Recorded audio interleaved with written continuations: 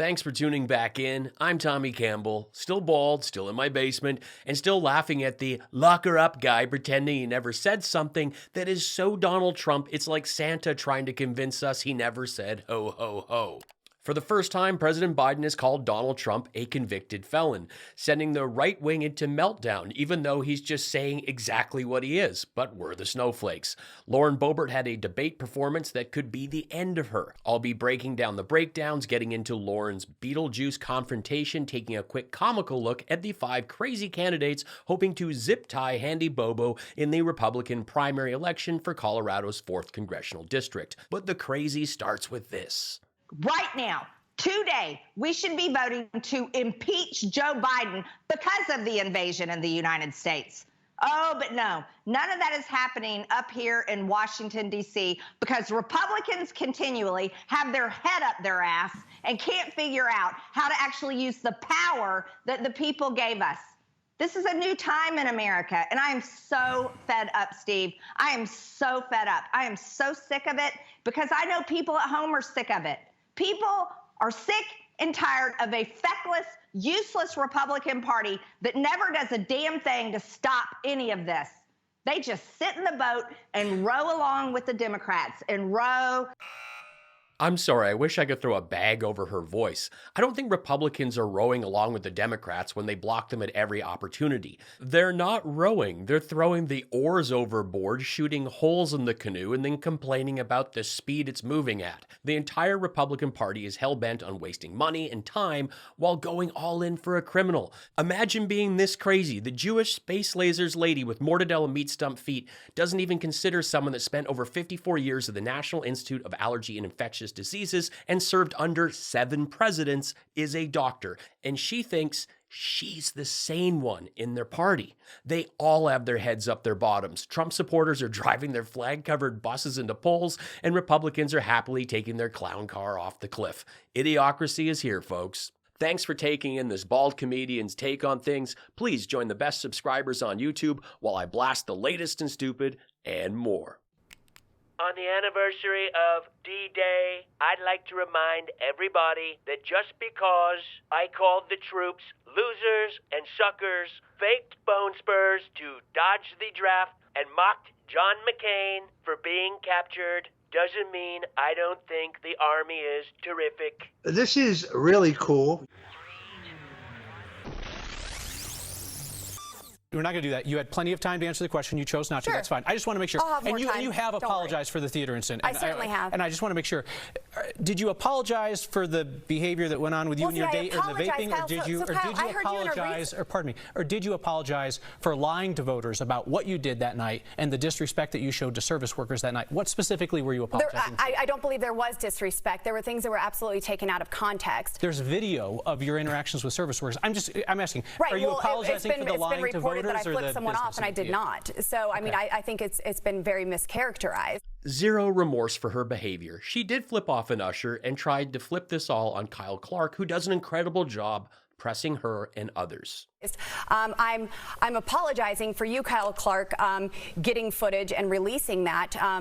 And people seeing this in a very private moment. Certainly. It was very important to figure out whether you were telling the truth you just had or an whether a interview public recently with agency was CityCast lying about your conduct. Look, if you do something in the crowd of a packed theater, that's not a private moment.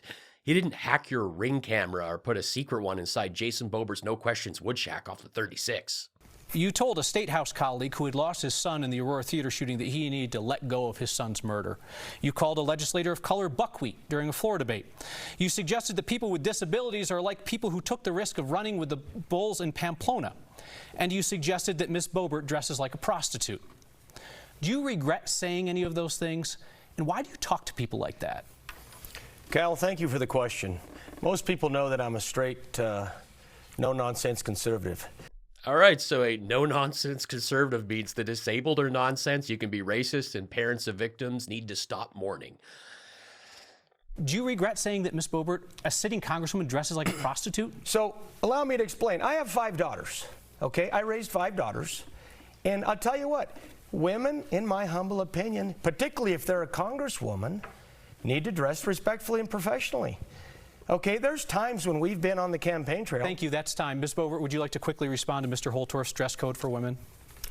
I don't think that I have a comment on his dress code. I'm happy for with my clothing options, and I don't dress for half the tour or the whole Especially at the here. theater, right? You're really happy with those options, aren't you, ma'am? Mr. Those were Holdorf, awesome. thank you. Mr. Holdorf, thank you. Thank you. Colorado. Oh, really happy with those options. To be fair, she wasn't at work. Okay, she may have been on the clock with her date, but that's a side hustle. He called her outfit awesome. He did. Miss Boebert, how many bills did you prime sponsor? I said 38 I prime sponsored, not co-sponsor, because you can co-sponsor post facto. Anybody can put their name. One more opportunity if you would like to answer his question, which is the number of bills you've prime sponsored that have been signed by the president. So my Pueblo Jobs Act has been signed into law. A number, please. That is one. Got it.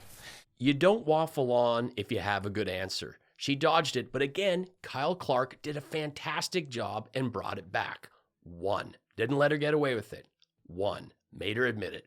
1. So this lovely fellow that was pressing her, retired Colonel Richard Holtorf, and in the 2022 House of Representatives election, Holtorf ran unopposed, winning 100% of the total votes cast. In response to Senate Bill 23-82, a bill that would create a housing voucher and case management program for fostered youth, Holtorf, in his vote against the measure, stated, Colorado needs to grow up. It's time to grow up and be an adult. And that includes the foster kids. Young people need to know, in this life, in this country, you need to get after it. You need to go along and figure it out. Richard said this despite ample evidence presented for the bill that 1 in 3 foster kids become homeless within 3 years. And I think it's very important to note that his own campaign site states, as a third-generation cattle rancher, farmer, and feedlot manager, I've kept our family business going for the past 17 years.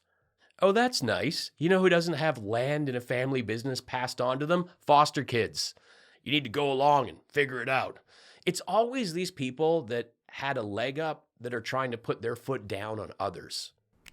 I was never at D-Day, but I once lured Stormy Daniels to my hotel room, and that was my double D-Day.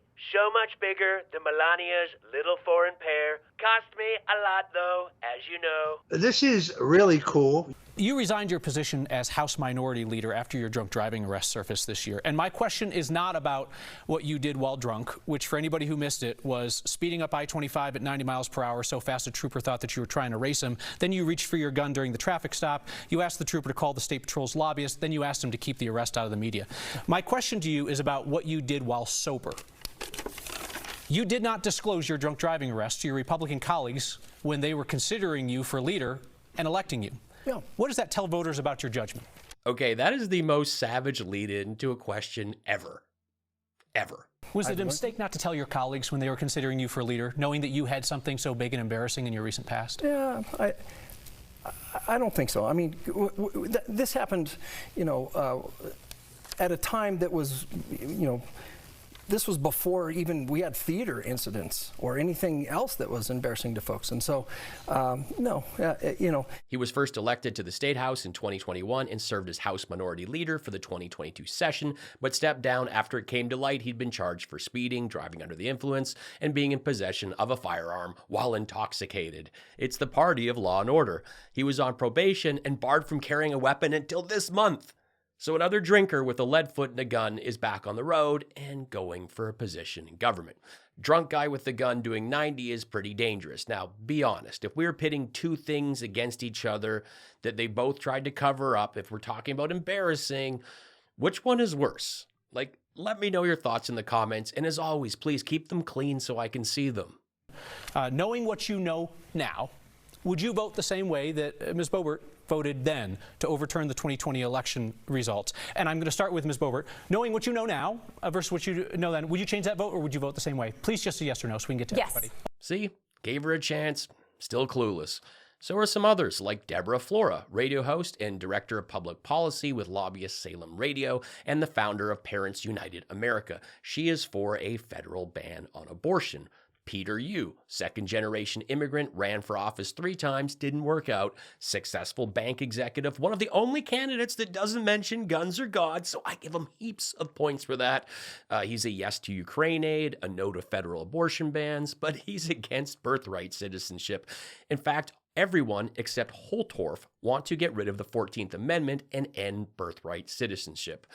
Sorry, Vivek. Those people aren't the ones working. Those people are the ones causing the crime to go up in Denver and the area around. Imagine, if you will. Do you have any evidence to support that? Because law enforcement has not put that forward. I'm just curious where you're getting that causation. I'm looking at the correlation between the crime rate going up and the immigrants coming in at the same time. Just looking at those two rising at the same time. So I wish someone had mentioned here that Lauren's son was just on a massive crime spree.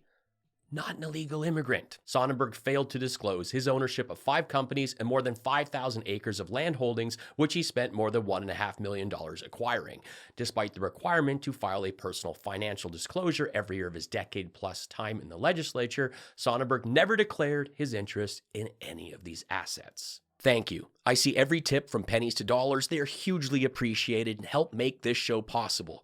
If you love what I do here and you can afford to help out, throw me a buck with the PayPal link in the pinned comment or drop me a super thanks with this button. And please take 2 seconds after this video to follow me on Facebook and Instagram. These things are free and help the show grow. Thank you. Ms. Boebert, when you were elected to Congress, you said that earmarks were wasteful. You said they foster corruption. You said they're a way to buy votes. And then you decided to start using them, too. So let me ask all of you, show of hands, please. Will you participate in the earmark process if elected to Congress? Absolutely. That is a yes from Mr. I feel like she's trying to bribe Kyle here. Go easy on me. See what I got for you? See what I got for you? You've repeatedly taken credit for projects in Colorado that you asked for funding for, but then you voted against the bill in the end. Bridge over the Roaring Fork River in Glenwood Springs, water treatment plant in Gunnison, I-70 interchange in Grand Junction. You're able to vote no and get the praise for voting no because you know that there are enough other Republicans who are willing to vote for those bills so they'll pass. My question for you is this, and just a short answer, it truly is a yes or no question. If you were the deciding vote, would you still have voted no and killed all of those projects in Colorado that you now take credit for? Yes, and I would have worked for a process. I would have worked for a process to get those over the line, but I worked to get those in, and I have had over 80 initiatives signed into law through the appropriations process. I appreciate the direct answer. Thank you very much. Yes. She would have voted no. Wow. Well, here's Lauren celebrating again something she voted against. Again, trying to fool her base into thinking she helped to make it happen. If she had her way, they wouldn't have seen a penny. For those new to the show, I'm glad you found me. Thank you. For 2 years, I've been reading genuine pages from my special copy of Lauren Boebert's book. This is a ton of fun. I only do this once a week, and it's been pretty wild. Let's get back to it. I grabbed a stack of cocktail napkins and spread them out across the bar, saving one for my glass of rosé. The bar was made from leftover oak from the constructions of Jason's No Questions wood shack off the 36. And I felt it would be disrespectful to tarnish something that shared a bond with our roadside couples therapy fort. Lauren Opal Boebert began to work on the master plan to do politics and what would one day become my book, the international bestseller that you were reading right now. I could only fit a few words on each napkin, so I was taking my time, making sure my thoughts were worth putting down. My lipstick ran out, so I was left using a condiment to write with. I grabbed a plastic bottle that we fill with the cheap stuff. Part of me wondered if that definitely not a Tylenol I picked up off the floor at Lady Buns was still playing tricks with my mind. Because the red bottle was giving me the stink eye, as if to say, I'm for fries and hamburgers, not your political dreams and bowling alley groomer love story. Well, I squeezed the scared ketchup onto the napkin into letters that slowly became words, while Mountain Dew took his time with the nuts. He liked to hold one in his little hands and lick all of the salt off before stuffing it in his cheeks. He watched me throw a pair straight in my mouth, wincing while I chewed. I was genuinely concerned by how alarmed he was, so I showed him that his mom could also do trail mix hamster style. I fumbled with the little sack until I found a good almond and slowly raised it to my mouth. Lick, lick, lick, lick, lick, lick, washing all the salt off the nut before stuffing it in my cheek. Now I know hamsters can't talk yet, but he did a happy little circle and something with his hands that I'm certain was an attempt at conversation. From that moment, I paid close attention to his hand signals, because if he can do sign words, then I will need to learn them. Right now, I only know thumbs up, thumbs down, the middle finger, and the finger through the whole thing that Jason does from across the booth at Applebee's when we've taken the kids out for chicken tenders and blue Hawaiians. But I doubt my emotional support hamster knows this one, because I'm very confident he's a minor. He scurried over to my napkin manifesto, either to read my book or lick up that sweet scared ketchup. I pushed him back, protecting my work. We were down to just one hickory smoked almond. And this was the last bag of Patriot trail mix, and although the oven was on, I had little confidence in Jason's abilities, since he's never been one to pull anything out in time. It was like a fairy tale. You're kind of an idiot, Tommy, aren't you? Mega tears. You should never weaponize the DOJ, so Republicans will be coming after dirty Dems forever. Thank you. Mega tears. I can't stand the funny voice. Bye. Mega tears. To be fair, she wasn't at work. Okay, she may have been on the clock with her date, but that's her side hustle. Right now, I only know thumbs up, thumbs down, middle finger, and the finger through the whole thing. The Jason does across from the booth at Applebee's when we're taking the kids out for chicken tenders and Blue Hawaiians. And I felt it would be disrespectful to tarnish something that shared a bond with our roadside couples therapy fort. Imagine being this crazy, the Jewish space lasers lady with mortadella mort stump. And this was the last bag of Patriot trail mix, and although the oven was on, I had little confidence in Jason's abilities, since he's never been one to pull out. Thanks for watching. Please stick around and check out another one of my videos. Say hello in the comments, find my stand-up on Spotify, streamed by millions, and add me on Facebook and Instagram. It all helps. Be cool, be kind, take care.